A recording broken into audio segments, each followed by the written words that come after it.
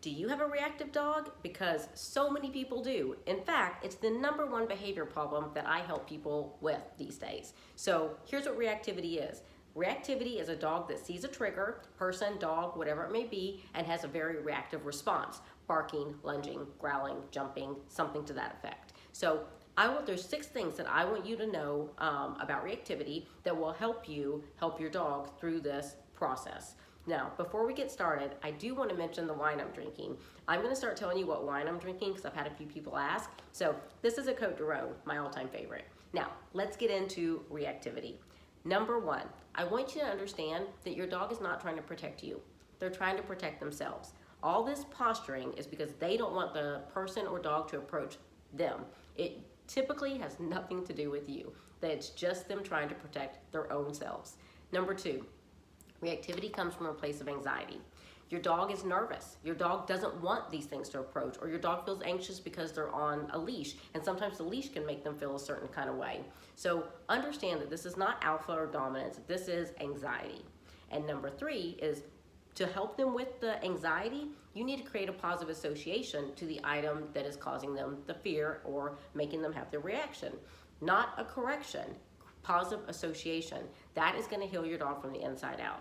#4, behavioral threshold. Behavioral threshold means you need to understand how far or close you can be to the object that your dog can still listen to you. If you're so close your dog can't listen to you, then you need to keep scooting back, but so you can prevent them from going over behavioral threshold.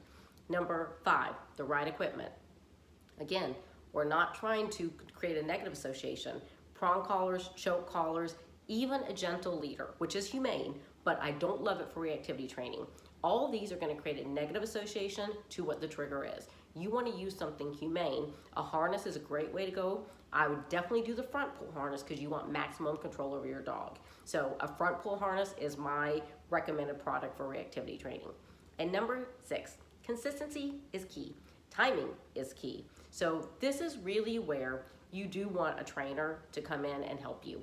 You want a trainer that's going to heal your dog from the inside out, not just try to squash the behavior, but a trainer is going to help you with your consistency and your timing for what the protocol for reactivity training is, so it can be perfect. This is the only thing I do in training that I feel like the timing has to be perfect for you to have success. So let's go over those again. #1, your dog is not trying to protect you. They're trying to protect themselves. #2, this is coming from a place of anxiety. #3, because it's anxiety, you want to create a positive association to the item the dog is nervous about. #4, understand threshold. Understand how close or far you need to be so your dog can still listen to you. #5, get the right equipment. Very, very, very key. Right equipment. Right treats, right harness, right equipment.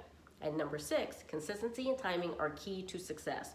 Truly, you have to have perfect timing for reactivity training so it can be effective. So I really hope that helps you. I know how embarrassing reactivity training or reactivity can be. Here's one thing I also want you guys to know, that I know as a trainer that your dogs that are reactive in public and sometimes embarrassing you and being judged by other people are actually some of the best dogs inside your home and with their families.